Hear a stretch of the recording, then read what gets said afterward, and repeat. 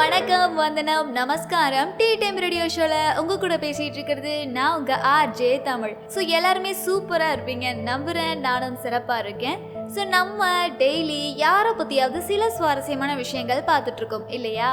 ரீசெண்டாக நான் இளையராஜா அவர்கள், கண்ணதாசன் அவர்கள், SPB, MSV, ஜானகி அம்மா, சுஷிலா அம்மா, TMS அவர்கள், ஏசுதாஸ் அவர்கள் மற்றும் புரட்சி தலைவர் MGR அவர்கள், சிவாஜி கணேசன் அவர்கள், ஜெமினி கணேசன் அவர்கள், இன்னும் பல செலிபிரிட்டிஸை பற்றிலாம் இன்ட்ரெஸ்டிங்கான விஷயங்கள் சொல்லியிருந்தேன். அது மட்டும் இல்லாமல் இந்த செலிபிரிட்டிஸோட பார்ட் 2 வீடியோவும் போஸ்ட் பண்ணியிருந்தேன். அந்த வீடியோட லிங்கை நான் டிஸ்கிரிப்ஷனில் கொடுக்குறேன். நீங்கள் இன்னும் அதை கேட்கலைன்னா உடனே போய் கேட்டுருங்க. அப்படியே ஒரு லைக் பண்ண தட்டி விடுங்க. அப்போதான் எங்களுக்கு அடுத்த வீடியோவை கொடுக்கறதுக்கு ஒரு பூஸ்டப்பாக இருக்கும். அண்ட் மறக்காம நம்ம சேனலை சப்ஸ்கிரைப் பண்ணுங்க. அப்போதான் உங்களுக்கு உடனே அப்டேட் வரும். அப்படியே உங்க ஃப்ரெண்ட்ஸுக்கும் ஷேர் பண்ணுங்க. அந்த வரிசையில இன்னைக்கு இன்னொருத்தரை பத்தி சில இன்ட்ரெஸ்டிங்கான விஷயம், சுவாரஸ்யமான விஷயம் கொண்டு வந்திருக்கேன். அது யாரு அப்படின்னு பாத்தீங்கன்னா, தமிழ் சினிமாவை பொறுத்த வரைக்கும் நமக்கு கவிஞர்னாலே கண்ணதாசன் அவர்கள், வாலி அவர்கள், வைரமுத்து அவர்கள், இந்த மாதிரி பெரிய பெரிய லெஜெண்ட் தான் நமக்கு ஞாபகம் வரும். கரெக்டா? ஆனா இவங்க வரிசையில இன்னொரு லெஜெண்டும் இருக்காரு. அந்த காலத்துலலாம் அவருடைய பாடல் வரிகள் இல்லாம ஒரு பாடலை பார்க்கறது ரொம்பவே அரிதான விஷயம். ஆமாங்க, the one and only legend கவிஞர் புலமைப்பித்தன் அவர்களை பத்தி தான் நான் பேச வந்திருக்கேன். இவர் ஒரு நல்ல கவிஞர் மட்டும் இல்லாம மிகச்சிறந்த பாடலாசிரியரும் கூட. கவிஞர் புலமைப்பித்தன் அவர்கள் அக்டோபர் 6, 1935 தான் பிறந்திருக்காரு. இவரு பாத்தீங்கன்னா இவருடைய சொந்த ஊர் கோயம்புத்தூர்ல இருக்கிற இருகூர் அப்படின்ற ஒரு பகுதி தான். இவரு தன்னோட சின்ன வயசுலயே கோயம்புத்தூர்ல உள்ள ஒரு டெக்ஸ்டைல் மில்ல தான் வேலை பார்த்திருக்காரு. ஸோ இப்படி சாதாரணமா ஒரு டெக்ஸ்டைல் மில்ல வேலை பார்த்த ஒருத்தர் இன்னைக்கு எப்படி தமிழ் சினிமால ஒரு லெஜெண்டரியான ஒரு ஃபேமஸான கவிஞரா மாறினாரு அப்படின்றது எல்லாராலையும் முடியுமான்னு தெரியல. ஆனா இவருக்குள்ள இருந்த அந்த ஒரு ஆசை, தமிழ் சினிமாக்குள்ள எப்படியாவது நுழைஞ்சிடணும், தமிழ் சினிமால ஒரு பெரிய பாடலாசிரியரா வரணும். கவிஞர் புலமைப்பித்தன் அவர்களுக்கு தமிழ் மேல அதிக பற்று இருந்துச்சா. ஸோ அதனாலேயே இவர் தமிழ் இலக்கியத்தை தவ திரு சாந்தலிங்க அடிகளார் பேரூர் தமிழ் கல்லூரியில தான் படிச்சிருக்காரு. அது மட்டும் இல்லாம இவர் சென்னைக்கு 1964 தான் வந்திருக்காரு. அதுவும் சென்னைக்கு வந்தா நம்ம சினி ஃபீல்டுக்குள்ள ஈஸியா நுழைஞ்சா நம்மளுடைய திறமையை யூஸ் பண்ணி நிறைய பாடல்களுக்கு வரிகள் எழுதலாம் அப்படின்ற ஒரு ஆசையினாலேயே இவர் வந்திருக்காரு. அதுக்கப்புறம் என்ன நடந்துச்சு, எப்படி சாதாரணமா மில்லுல வேலை பார்த்தவர் இன்னைக்கு தமிழ் சினிமால பெரிய ஆளா வந்தாரு அப்படின்றத பத்தி தெரிஞ்சுக்கலாம். பட் அதுக்கு முன்னாடி ஒரு நல்ல பாடலை கேட்டுட்டு வந்துடலாம். KR அவர்களுடைய இயக்கத்துல சிவா மற்றும் மோகினி இவங்க 2 பேரும் இணைந்து நடிச்ச படம் தான் ஈரமான ரோஜாவே. இந்த படம் 1991 வெளிவந்துச்சு. இளையராஜா அவர்களுடைய இசையில புலமைப்பித்தன் ஐயா அவர்களோட வரிகளை மனோ மற்றும் சுனந்தா இவங்க 2 பேரும் இணைந்து பண்ண பாடல் தான் அதோ மேக ஊர்வலம்.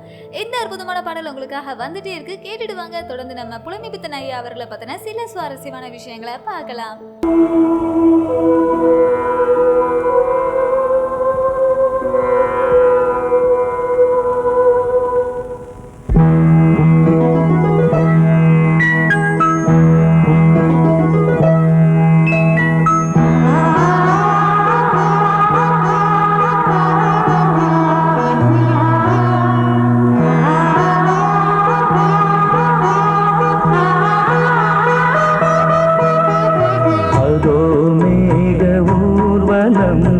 அதோ மின்னல் தோரணம் அங்கே, இதோ காதல் ஊர்வலம், இதோ காமன் உற்சவம் எங்கே. ஒரே நாள் அழகிய முகம் பார்த்தேன், இதோ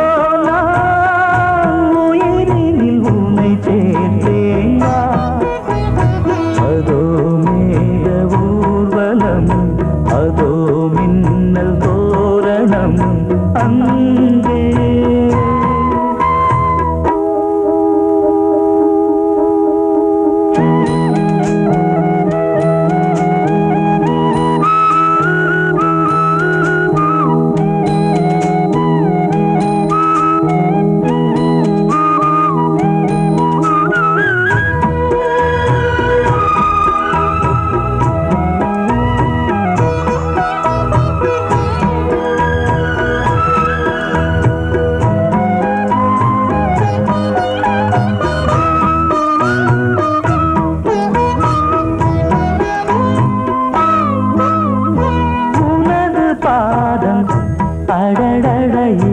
பருவம் பஞ்சு நடக்கும் போது துடித்தது எனது நெஞ்சு இரண்டு வாழை தண்டிலே ராஜகோபுரம் நானும் இன்று கேட்கிறேன் உன்னை ஓர்வரம் தேகம் தன்னை மூடவே கூந்தல் போதும் போதுமே ஆடை என்ன வேண்டுமா ஆடம் என்னவா அதோ மேக ஊர்வலம் அதோ மின்னல் தோரணம் அங்கே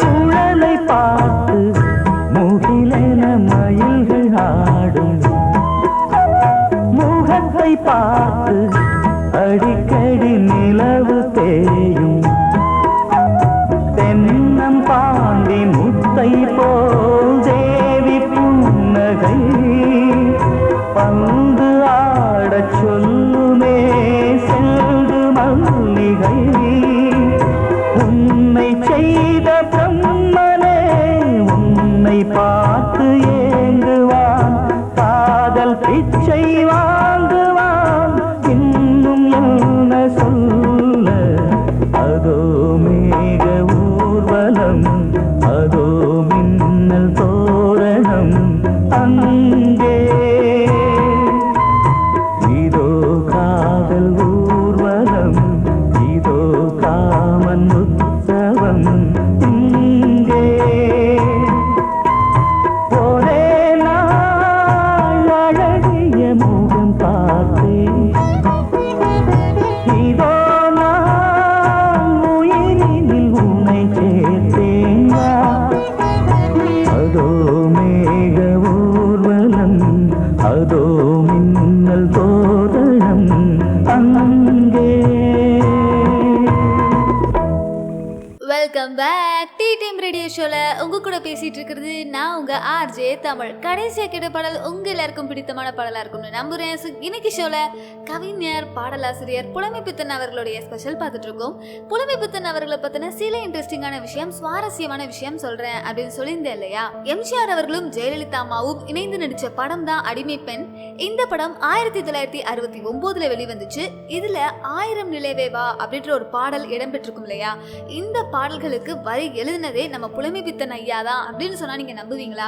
ஏன்னா அதுல உள்ள வரிகள்லாம் கேட்கும் போது நம்ம நினைச்சிருப்போம் ஒரு காலத்துல இந்த பாடல்களுக்கு வரி எழுதினது ஒருவேளை கண்ணதாசன் அவர்களா இருக்கும், இல்லைன்னா வாலி அவர்களா இருக்கும் அப்படின்ற மாதிரி தான் நம்ம நினைச்சிருப்போம். ஏன்னா அந்த பாடல்கள்ல ஒவ்வொரு வரியும் அப்படி செதுக்கி செதுக்கி எழுதியிருப்பாங்க. அது மட்டும் இல்லாம ரொம்பவே ரொம்பவே அர்த்தமுள்ளதாகவும் இருக்கும். ஸோ அதுக்கப்புறம் தான் தெரிய வந்துச்சு, அப்போ இதுக்கு வரிகள் எழுதினது வாலி அவர்களோ கண்ணதாசன் அவர்களோ கிடையாது. அவங்களுக்கு நிகராகவும் இன்னொரு கவிஞர் இருக்காரு, அவர் தான் இந்த பாட்டுக்கு வரி எழுதினாரு. அவர் வேற யாரும் இல்ல, நம்ம புலமைப்பித்தன் ஐயா அவர்கள் தான். 1000 நிலவே வா பாடல்கள் மட்டும் இல்லாம எம்ஜிஆர் அவர்களுக்கு மட்டுமே புலமைப்பித்தன் ஐயா அவர்கள் நிறைய பாடல்கள் எழுதியிருக்காராம். அது மட்டும் இல்லாம நம்ம எம்ஜிஆர் அவர்களுக்கு ரொம்பவே பிடித்தமான கவிஞர்கள்ல புலமைப்பித்தன் ஐயா அவர்களும் ஒருத்தர். ஸோ சென்னைக்கு போனா சினிமாக்குள்ள நுழையிறதுக்கு வாய்ப்புகள் கிடைக்கும். அது மட்டும் இல்லாம தமிழ் சினிமால வர நிறைய பாடல்களுக்கு நம்ம வரிகள் எழுதலாம், இது மூலமா நம்மளுடைய திறமை வெளியே தெரிய வரும் அப்படின்ற ஒரு லட்சியத்தோட சென்னைக்கு முத 1964 வந்தாரு அப்படின்ற மாதிரி பார்த்தோம் இல்லையா. ஸோ எல்லாரும் மாதிரி தான் புலமைப்பித்தன் ஐயா அவர்களும் சென்னைக்கு போன உடனே இவருக்கு வந்து சினிமால சான்ஸ்லாம் கிடைக்கல, ரொம்பவே சான்ஸ்க்காக கஷ்டப்பட்டு இருந்தாரு. அப்போதான் அவருக்கு தமிழ் மேல அதிக பற்று இருக்கும் அப்படின்ற மாதிரி பார்த்தோம் இல்லையா. ஸோ அங்க உள்ள ஒரு பள்ளிக்கூடத்துல தமிழ் வாத்தியாராகவும் வேலை செஞ்சிருக்காரு. அதோட சைட் பை சைடு இவருக்கு பிடித்தமான பாடல் ஆசிரியருக்கான வேலையையும் தேடி இருக்காரு. அது மட்டும் இல்லாம இவரோட ஃப்ரீ டயத்துல நிறைய பாடல்களுக்கு வரிகளும் எழுதுவாங்களாம். அப்படி தேடிட்டு இருக்கிற சமயம் தான் 1966 நம்ம எம்ஜிஆர் அவர்கள் நடிச்ச குடியிருந்த கோவில் படத்துக்காக நம்ம புலமைப்பித்தன் ஐயா அவர்களுக்கு ஒரு வாய்ப்பு கிடைக்குது. ஸோ முத புலமைப்பித்தன் ஐயா அவர்கள் தமிழ் சினிமால யாருக்காகவும் பாடல் வரிகள் எழுதல. The one and only legend புரட்சி தலைவர் எம்ஜிஆர் அவர்களுக்காக தான் முத பாடல்கள் எழுதினாரு. அப்படி முத பாடல் எழுதினாரே எல்லாருக்கும் பிடிச்சு போச்சா. எம்ஜிஆர் அவர்கள் கேட்டுட்டு என்ன சொன்னாரு, இல்ல கவிஞர்களே லெஜெண்டான வாலி அவர்கள் என்ன சொன்னாரு, கண்ணதாசன் அவர்கள் என்ன சொன்னாரு, ஏன்னா பாட்டு எம்ஜிஆர் அவர்களுக்கு எழுதுறாரு, எல்லாருமே இதை அக்செப்ட் பண்ணிட்டாங்களா, இல்ல இந்த பாட்டு தான் ரீச் ஆச்சா, இப்படின்ற பல கேள்விகள் உங்களுக்குள்ள வந்திருக்கும். ஸோ அப்படி அவர் முத எம்ஜிஆர் அவர்களுக்காக பாடல்கள் எழுதினதுக்கு அப்புறம் அவருடைய நிலைமை எப்படி மாறுச்சு அப்படின்றத பத்தி தெரிஞ்சுக்கலாம். பட் அதுக்கு முன்னாடி ஒரு நல்ல பாடலை கேட்டுட்டு வந்துடலாம். மணிரத்னம் அவர்களுடைய இயக்கத்துல கமல்ஹாசன் மற்றும் சரண்யா பொன்வண்ணன் இவங்க 2 பேரும் இணைந்து நடிச்ச படம் தான் நாயகன். இந்த படம் 1987 வெளிவந்துச்சு. இளையராஜா அவர்களுடைய இசையில புலமைப்பித்தன் ஐயா அவர்களோட வரிகள்ல TL மகாராஜன் மற்றும் சுஷீலாமா இவங்க 2 பேரும் இணைந்து பண்ண பாடல் தான் அந்திமடை மேகம். இந்த அற்புதமான பாடல் உங்களுக்காக வந்துட்டே இருக்கு, கேட்டுட்டு வாங்க. தொடர்ந்து நம்ம புலமைப்பித்தன் ஐயா அவர்களை பத்தின சில சுவாரஸ்யமான விஷயங்களை பார்க்கலாம்.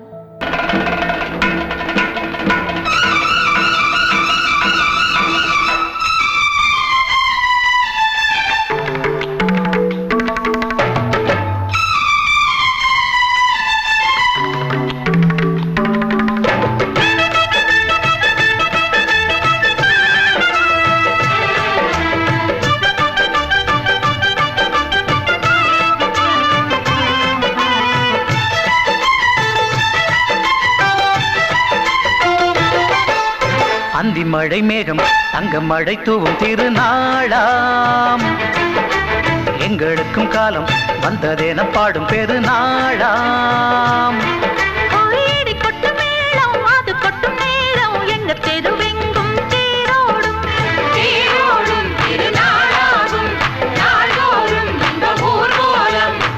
மழை மேகம் தங்க மழை தூவும் திருநாளா,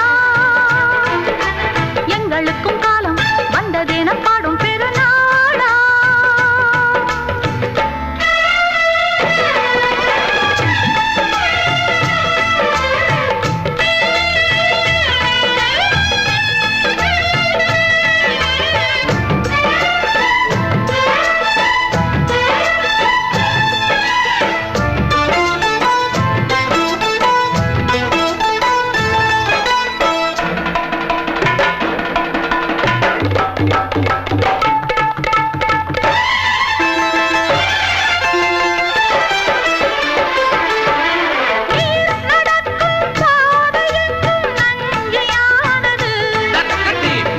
நடக்கும் பாதை எங்கும் பஞ்சம் போனது, மாடங்கள் கலை கூடங்கள் யார் செய்தார் அதை நாம் செய்தோம். நாடாளும் ஒரு ராஜாங்கம் யார் தந்தார் அதை நாம் தந்தோம். தேசம் என்னும் சோலையின் வேர்கள் நாங்களே, தியாகம் என்னும் ஜோதியின் தீபம் நாங்களே.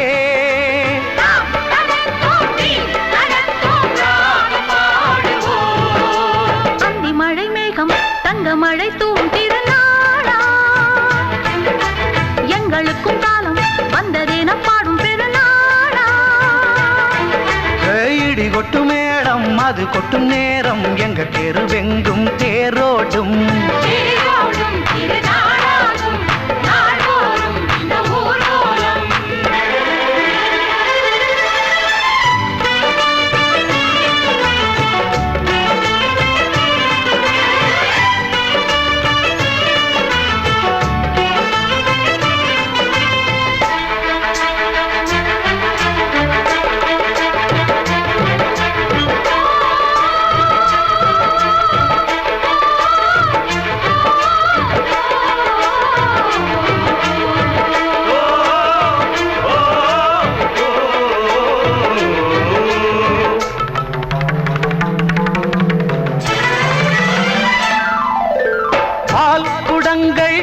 குடங்கள் 100 வந்தது,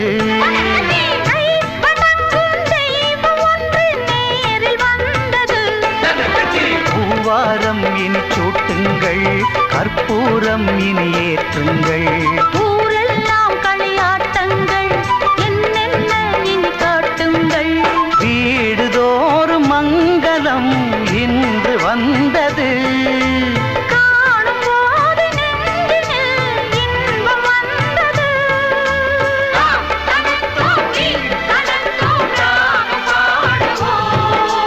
அந்தி மழை மேகம் தங்க மழை தூவும் திருநாளாம். எங்களுக்கும் காலம் வந்ததென பாடும் பெருநாளா. இடி கொட்டு மேடம் அது கொட்டும் நேரம் எங்கள் தெருவெங்கும் தெருவெங்கும் தேரோடும்.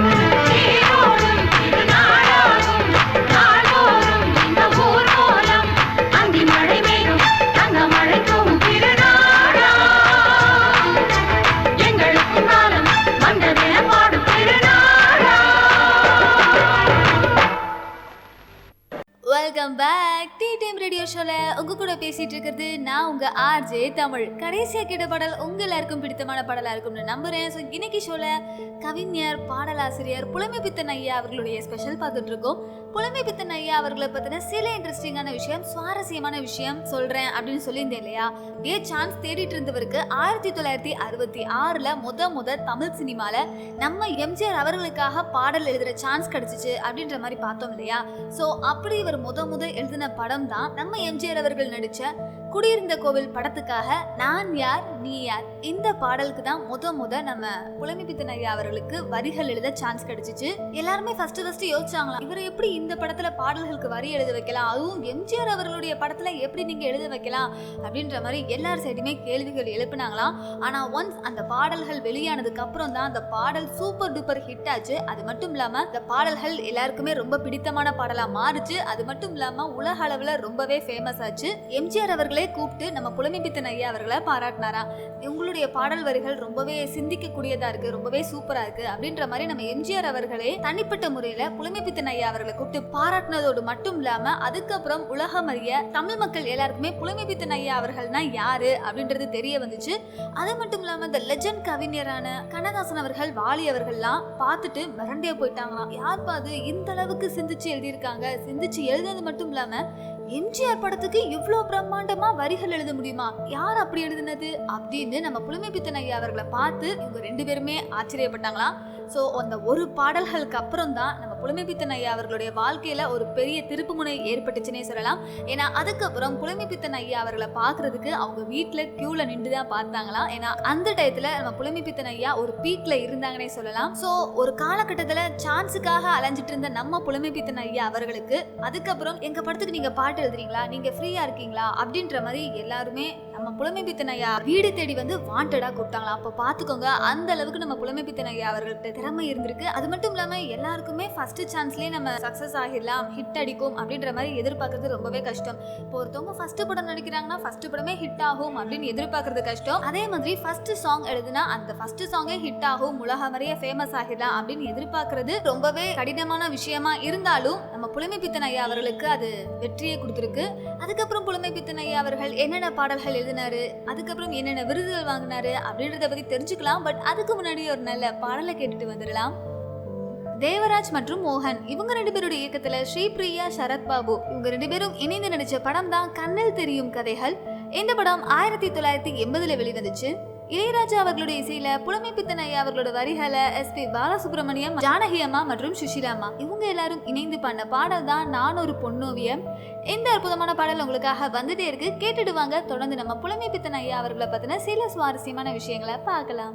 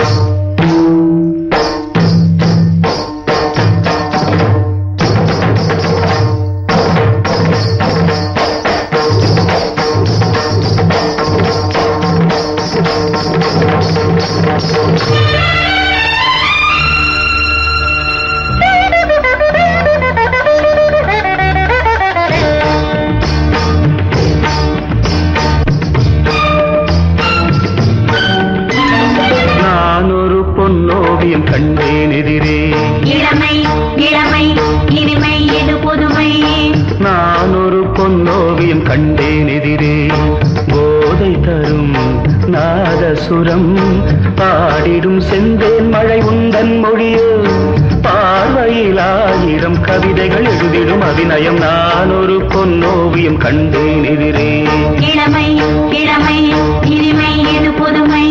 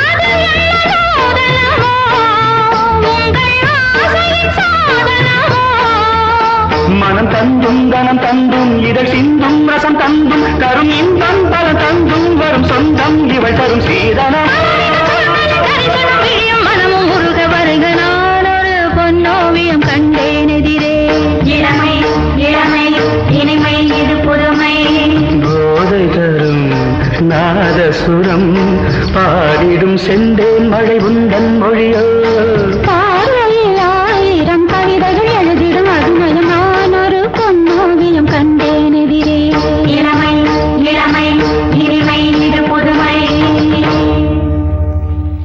Welcome back tea time radio ஷோல உங்க கூட பேசிட்டு இருக்கிறது நான் உங்க ஆர்ஜே தமிழ். கடைசியா கேட்ட பாடல் உங்க எல்லாருக்கும் பிடித்தமான பாடலா இருக்கும்னு நம்புறேன். ஸோ இன்னைக்கு ஷோல கவிஞர், பாடலாசிரியர் புலமைப்பித்தன் ஐயா அவர்களுடைய ஸ்பெஷல் பார்த்துட்டு இருக்கோம். புலமைப்பித்தன் ஐயா அவர்களை பத்தின சில இன்ட்ரெஸ்டிங்கான விஷயம், சுவாரஸ்யமான விஷயம் சொல்றேன் அப்படின்னு சொல்லியிருந்தேன் இல்லையா? இப்படி சான்ஸ்க்காக வெயிட் பண்ணிட்டு இருந்த நம்ம புலமைப்பித்தன் ஐயா அவர்களுக்கு முத எம்ஜிஆர் அவர்களுடைய படத்துல, அதுவும் குடியிருந்த கோவில் படத்துல ஒரு பாடல்கள் எழுதுறதுக்கு வாய்ப்பு கிடைச்சிச்சு அப்படின்ற மாதிரி பார்த்தோம் இல்லையா? ஸோ அதுக்கப்புறம் அந்த பாடல்களும் ஹிட்டாச்சு. மக்கள் மத்தியில அந்த பாடல் மிகச்சிறந்த ஒரு பிளாக் பஸ்டர் ஹிட்டாச்சு. அது மட்டும் இல்லாம அதுக்கப்புறம் நிறைய பாடல்களுக்கு வரிகள் எழுதுறதுக்கு நம்ம புலமைப்பித்தன் ஐயா அவர்களுக்கு நிறைய சான்ஸ் கிடைச்சிச்சா. ஸோ புலமைப்பித்தன் ஐயா அவர்களுடைய வாழ்க்கை வேற லெவல்ல மாறுச்சு. அந்த ஒரு பாட்டு மூலமா நம்ம புலமைப்பித்தன் ஐயா அவர்கள் ஓஹோன்னு வந்தார்னே சொல்லலாம். அப்படி நம்ம புலமைப்பித்தன் ஐயா அவர்களுக்கு படங்கள்ல பாட்டு எழுத நிறைய வாய்ப்பு கிடைக்க அவர் பார்த்துட்டு இருந்த வாத்தியார் வேலையை விட்டாரு. அடுத்தடுத்து நிறைய பாடல்களும் எழுத ஆரம்பிச்சாரு. ஸோ இவரு புரட்சி தலைவர் எம்ஜிஆர் அவர்களுக்கு மட்டும் இல்லாம இசை சக்கரவர்த்தி, the great legend MS Viswanathan ஐயா அவர்கள் இருக்காங்க இல்லையா, அவங்களுக்கும் ரொம்பவே பிடித்தமான ஒரு கவிஞரா தான் நம்ம புலமைப்பித்தன் ஐயா இருந்தாரு. அது மட்டும் இல்லாம MS விஸ்வநாதன் ஐயா அவர்கள் கண்ணதாசன் அவர்களை கவிஞரே அப்படின்னு கூப்பிடுவாராம், வாலி அவர்களை வாலி அப்படின்னு தான் சாதாரணமா கூப்பிடுவாங்களாம். ஆனா புலமைப்பித்தன் ஐயாவை வாத்தியார் ஐயா அப்படின்னு தான் செல்லமா கூப்பிடுவாராம். கூப்பிடுறதோடு மட்டும் இல்லாம வாத்தியார் ஐயா அந்த மெட்டுக்கு ஒரு பாட்டு எழுதிட்டாங்களே அப்படின்னு தான் MSV அவர்கள் புலமைப்பித்தன் ஐயா அவர்களை கூப்பிடுவாராம். ஸோ அவங்களுக்குள்ள இருந்த ஒரு நட்பு ரொம்பவே ஸ்ட்ராங்கா இருந்துச்சு அப்படின்ற மாதிரி அவரே ஒரு பேட்டியில சொல்லியிருப்பாரு. அது மட்டும் இல்லாம உச்சி வகுந்தெடுத்து பிச்சி பூ வச்ச கிளி அப்படின்ற ஒரு பாடலை பத்தி உங்க எல்லாருக்குமே தெரிஞ்சிருக்கும். ரோசாப்பூ ரவிக்கக்காரி அப்படின்ற ஒரு படத்துல இடம்பெற்றிருக்கும். இந்த படம் 1979 வெளிவந்துச்சு. இந்த படத்தை டைரக்ட் பண்ணப்போ இந்த படத்தோட டைரக்டர், ஆக்சுவலி இந்த படத்தோட கான்செப்ட் என்ன அப்படின்னு பாத்தீங்கன்னா, இந்த படத்துல சிவகுமார் மற்றும் தீபா நடிச்சிருப்பாங்க. சிவகுமார் அவர்கள் ஒரு கிராமத்து இளைஞர். அது மட்டும் இல்லாம இவருக்கு வந்து பெருசா படிப்புன்னு எதுவுமே கிடையாது. ரொம்பவே அப்பாவி, யாரு என்ன சொன்னாலும் நம்பிடுவாங்க. எது சரி எது தப்பு அந்த அளவுக்கு இவருக்கு வந்து பிரிச்சு பார்க்க தெரியாது. அது மட்டும் இல்லாம இவரோட மனைவி பாத்தீங்கன்னா ஒரு மாடர்ன் உலகத்தை விரும்புறவங்க. ஸோ அந்த டயத்துல இவங்களுடைய மனைவிக்கு வேறொரு ஆணோட தொடர்பு இருக்கு. அந்த விஷயத்த அந்த ஊர் மக்கள் எல்லாருமே வந்து சிவகுமார் அவர்கிட்ட முறையிடுறாங்க. ஸோ சிவகுமார் அவர்களால் அந்த இடத்துல அவருக்கு எப்படி ரியாக்ட் பண்ணணுமே தெரியல. இதுதான் கான்செப்ட். ஸோ இந்த கான்செப்ட் ஏற்ற மாதிரி ஒரு பாட்டு எழுதிட்டாங்க அப்படின்னு இந்த படத்தோட டைரக்டர் நம்ம புலமைப்பித்தன் ஐயா அவர்கள்ட்ட கேட்டிருக்காரு. ஸோ அப்போ புலமைப்பித்தன் ஐயா அவர்கள் ஏற்கனவே இலக்கியம் படிச்சிருக்காரு அப்படின்ற மாதிரி பார்த்தோம் இல்லையா? ஸோ அந்த அனுபவத்தை யூஸ் பண்ணி அவர் இந்த பாட்டை ரொம்பவே சூப்பராக எழுதியிருக்காரு. அதுக்கு பின்னாடி ஒரு சுவாரஸ்யமான கதை வேற இருக்கு. அது என்ன அப்படின்றத தெரிஞ்சுக்கலாம். பட் அதுக்கு முன்னாடி ஒரு நல்ல பாடலை கேட்டுட்டு வந்துடலாம். பாஸ்கர் அவர்களுடைய இயக்கத்துல சிவகுமார் மற்றும் அமலா இவங்க 2 பேரும் இணைந்து நடிச்ச படம் தான் பன்னீர் நதிகள். இந்த படம் 1986 வெளிவந்துச்சு. சங்கர் கணேஷ் அவர்களுடைய இசையில புலமைப்பித்தன் ஐயா அவர்களோட வரிகள்ல யேசுதாஸ் அவர்கள் பாடின பாடல் தான் பனிவிலும் பருவநிலா. இந்த அற்புதமான பாடல் உங்களுக்காக வந்துட்டே இருக்கு, கேட்டுட்டு வாங்க. தொடர்ந்து நம்ம புலமைப்பித்தன் ஐயா அவர்களை பத்தின சில சுவாரஸ்யமான welcome back tea time radio ஷோல உங்க கூட பேசிட்டு இருக்கிறது நான் உங்க ஆர்ஜே தமிழ். கடைசியா கேட்ட பாடல் உங்க எல்லாருக்கும் பிடித்தமான பாடலா இருக்கும்னு நம்புறேன். ஸோ இன்னைக்கு ஷோல கவிஞர், பாடலாசிரியர் புலமைப்பித்தன் ஐயா அவர்களுடைய ஸ்பெஷல் பார்த்துட்டு இருக்கோம். புலமைப்பித்தன் ஐயா அவர்களை பத்தின சில இன்ட்ரெஸ்டிங்கான விஷயம், சுவாரஸ்யமான விஷயம் சொல்றேன் அப்படின்னு சொல்லியிருந்தேன் இல்லையா? ஸோ இந்த படத்தோட கான்செப்டை சொன்னதுக்கு அப்புறம் அந்த இடத்துல நம்ம புலமைப்பித்தன் ஐயா அவர்கள் சொன்ன ஒரு விஷயம், நான் ஏற்கனவே இலக்கியம் படிச்சிருக்கேன். ஸோ ஒரு விஷயத்த மக்கள்கிட்ட சொல்லணும் அப்படின்னா டைரக்டா சொல்லக்கூடாது, சுத்தி வளைச்சு சொல்லணும். அது மட்டும் இல்லாம நம்ம என்ன சொல்ல வரோம் அப்படின்றத அவங்க புரிஞ்சுக்கணும். ஸோ இப்படித்தான் நான் எப்பவுமே பாட்டு எழுதுவேன். அதனால இந்த இடத்துல நான் இலக்கியம் படிச்சிருக்கேன், அதனால அந்த இலக்கியம் எனக்கு இப்ப ரொம்பவே பெருசா உதவும். அந்த இலக்கியத்தை யூஸ் பண்ணி உங்களுக்கு நீங்க எதிர்பார்க்குற மாதிரி நான் கண்டிப்பா பாடல்கள் எழுதி தரேன், கேட்டுட்டு வந்து எப்படி இருக்குன்னு சொல்லுங்க அப்படின்ற மாதிரி நம்ம புலமைப்பித்தன் ஐயா அவர்கள் அந்த படத்தோட டைரக்டர்கிட்ட சொன்னாங்களாம். ஸோ அவங்க சொன்ன மாதிரி இவர் பாட்டும் எழுதி கொடுத்தாரா. இந்த பாட்டு கேட்டதுக்கு அப்புறம் இந்த படத்தோட டைரக்டர் ரொம்பவே ஆச்சரியப்பட்டு போனாங்களாம். இன்ஃபேக்ட் அவருக்கு பிடிச்சும் போச்சாம். அப்படி உருவான பாடல் தான் உச்சி வகுந்தெடுத்து பிச்சி பூ வச்ச கிளி பச்சை மலை பக்கத்துல மேயுதுன்னு சொன்னாங்க. மேயுதுன்னு சொன்னதுல நியாயம் என்ன கண்ணாத்தா? பாருங்களேன், ஆக்சுவலி எல்லாரும் வந்து ஒய்ஃபை பத்தி தப்பா சொல்றாங்க. ஆனா இவர் வந்து நீ பண்றது நியாயமா அப்படின்ற மாதிரி சிவகுமார் அவர்களோட சைட்ல இருந்து கேட்கற மாதிரி இருக்கு. அட் தி சேம் நான் உன் மேல எவ்வளவு காதல் வச்சிருந்தேன், நீ இப்படி பண்ணலாமா அப்படின்னு ஒரு மாதிரி கேட்கற மாதிரி இருக்கு இல்லையா? ஒரு அப்பாவி கிராமத்து படிப்பறிவு இல்லாத ஒரு இளைஞர் வேறொரு ஆணோட தொடர்பு வச்சிருக்கிற நிலையில ஒரு கணவர் என்ன கேட்கணுமோ அதை ரொம்பவே நீட்டா எழுதியிருப்பாங்க. அதுல ஒரு இன்ட்ரெஸ்டிங்கான லைன் தான், பாட்டுல மாடு கட்டி பாலை கறந்து வச்சா பால் திரிஞ்சு போனதுன்னு சொன்னாங்க. சொன்னவங்க வார்த்தையில சுத்தம் இல்ல, அடி சின்ன கண்ணு, நானும் அதை ஒத்துக்கல. ஸோ நமக்கே அந்த லைனை ரீட் பண்ணும்போது என்ன சொல்ல வராங்க அப்படின்றது நமக்கே புரிஞ்சிருக்கும். கரெக்டா? ஸோ ஒரு விஷயத்த இலக்கியத்தை யூஸ் பண்ணி சுத்தியும் வளைச்சு அதிசயம் நமக்கு புரியுற மாதிரி சொல்ற ஒரு திறன் கவிஞர் அவர்கள் மட்டுமே இருக்கு. அதுல நம்ம புலமைப்பித்தன் ஐயா ரொம்பவே திறமையானவர் அப்படின்றது இந்த பாட்டு மூலமாவே நம்ம புரிஞ்சுக்கலாம். அண்ட் இதே மாதிரி கவிஞர் புலமைப்பித்தன் அவர்கள் நிறைய பாடல்கள் எழுதியிருக்காரு. அந்த பாடல்கள் எல்லாமே சூப்பர் டூப்பர் ஹிட்டும் ஆகிருக்கு. ஸோ இன்னைக்கு ஜென்ரேஷன்ல கண்டிப்பா புலமைப்பித்தன் ஐயா அவர்களை பத்தி தெரிஞ்சுக்கிறதுக்கு கண்டிப்பா வாய்ப்பே கிடையாது. ஸோ நீங்க ஒன்ஸ் ஃப்ரீயா இருக்கும் போது புலமைப்பித்தன் ஐயா அவர்களோட பாட்டெல்லாம் எடுத்து பாருங்களேன். அவ்வளோ கருத்துள்ளதா இருக்கும், அவ்வளோ அர்த்தம் உள்ளதாகவும் இருக்கும். இன்னைக்கு புலமைப்பித்தன் ஐயா நம்மளோட இல்லாட்டியும் அவருடைய பாடல்கள் மூலமாகவும் அவருடைய வரிகள் மூலமாகவும் நம்மளோட வாழ்ந்துட்டு தான் இருக்காரு. ஸோ இன்னைக்கு டீ டைம் ரேடியோ ஷோல நான் புலமைப்பித்தன் ஐயா அவர்களை பத்தி பேசுனதுக்கு நான் ரொம்பவே பெருமைப்படுறேன். அண்ட் அவரை பத்தி பேசுறதுக்கு இந்த ஒரு டீ டைம் ரேடியோ ஷோ கண்டிப்பா பத்தாது. நான் கூடிய சீக்கிரம் இன்னொரு டீ டைம் ரேடியோ ஷோல உங்களை சந்திக்கிறேன். இப்போ உங்களுக்கான பாடல் வந்துட்டே இருக்கு, கேட்டுட்டு வாங்க, தொடர்ந்து நம்ம பேசலாம். மணிரத்னம் அவர்களுடைய இயக்கத்துல கமல்ஹாசன் மற்றும் சரண்யா பொன்வண்ணன் இவங்க 2 பேரும் இணைந்து நடிச்ச படம் தான் நாயகன். இந்த படம் 1987 வெளிவந்துச்சு. இளையராஜா அவர்களுடைய இசையில புலமைப்பித்தன் ஐயா அவர்களோட வரிகள்ல ஜமுனா ராணி மற்றும் ராஜேஸ்வரி இவங்க 2 பேரும் இணைந்து பாடின பாடல் தான் நான் சிரித்தால் தீபாவளி. இந்த அற்புதமான பாடல் உங்களுக்காக வந்துட்டே இருக்கு, கேட்டுட்டு வாங்க, தொடர்ந்து நம்ம புலமைப்பித்தன் ஐயா அவர்களை பத்தின சில சுவாரஸ்யமான விஷயங்களை பார்க்கலாம்.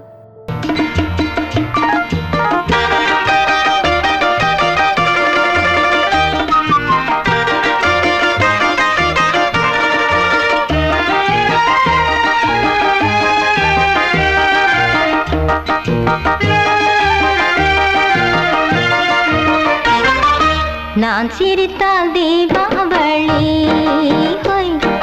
நாளும் இங்கே ஏகாதசி. நான் சிரித்தால் தீபாவளி, நாளும் இங்கே ஏகாதசி. அந்தி மலரும் நந்தவனம் நான், அள்ளிப்பருகும் கம்பரசம் நான். நான் சிரித்தால் தீபாவளி, நாளும் இங்கே ஏகாதசி.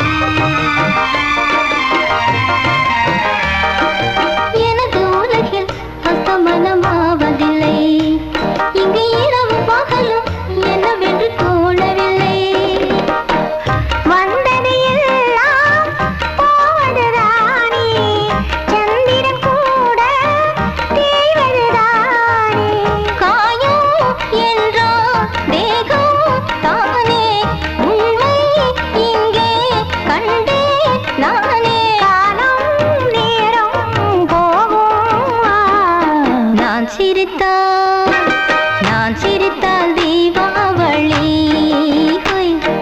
நாளும் இங்கே ஏகாதசி. அந்தி மலரும் நந்தவனம் நான், அள்ளி பருவும் கம்பரசம் நான். நான் சிரித்தால் தீபாவளி, நாளும் இங்கே Ekadashi. La la la la la la la la la la la la la la la la la.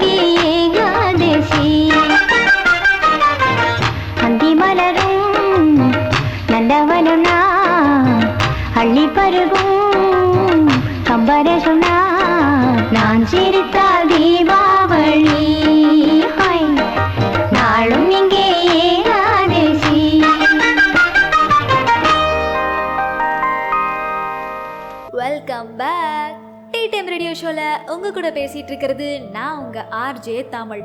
கடைசியா கேட்ட பாடல் உங்க எல்லாருக்கும் பிடித்தமான பாடலா இருக்கும்னு நம்புறேன். அண்ட் ஹோப் இந்த ஷோவை எல்லாரும் என்ஜாய் பண்ணி கேட்டிருப்பீங்க. ஸோ இதே மாதிரி உங்களுக்கு வேற யாரோடத பற்றி சுவாரஸ்யமான விஷயங்கள் தெரிஞ்சுக்கணும், இவங்கள பற்றி பேசுங்க அப்படின்னு யாராவது இருந்தாங்கன்னா எங்களுக்கு கமெண்ட் செக்ஷனில் தெரியப்படுத்துங்க. அப்படியே இந்த ஷோவை கேட்குறது மட்டும் இல்லாமல் ஒரு லைக்கை போடுங்க. ஏன்னா அப்போதான் அடுத்த வீடியோவை பண்ணுறதுக்கு ஒரு பூஸ்டப்பாக இருக்கும். அப்படியே ஒரு கமெண்ட்டை போடுங்க. மறக்காமல் உங்கள் ஃப்ரெண்ட்ஸுக்கும் ஷேர் பண்ணுங்கள். குறிப்பா சப்ஸ்கிரைப் முக்கியம் வெகுலு. ஸோ இதே மாதிரி நெக்ஸ்ட் ஷோல சந்திக்கிறேன். அன்டில் தட் ஸ்டே டியூன் சொல்லிட்டு tata bye, take care and see you சொல்லிக்கிறது நான் உங்க ஆர்ஜே தமிழ்.